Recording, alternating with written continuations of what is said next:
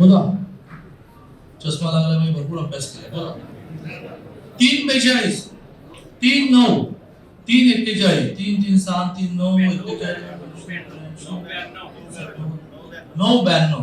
बरोबर. काँग्रेसची किती? 2,84,000.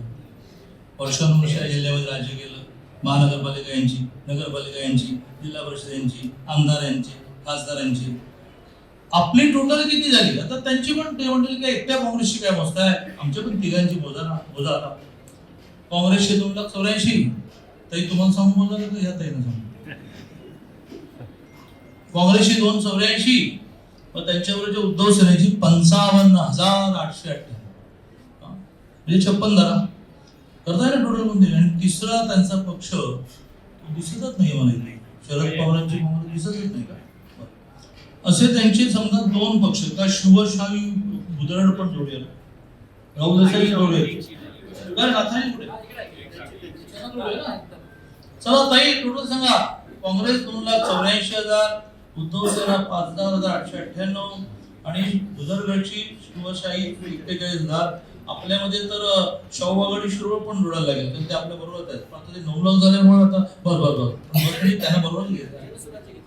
अरे बापरे, जनस्वराज्य राहिले ते कळलं तर मला राग होते. नाही मग तर टोटल म्हणजे करायलाच नको. 12-13 लाख झाले. हे बरं झालं ना. आता तुला मी धन्यवाद देतो. विनय गोरेवटीला टोटल मध्ये पण घेत नाही.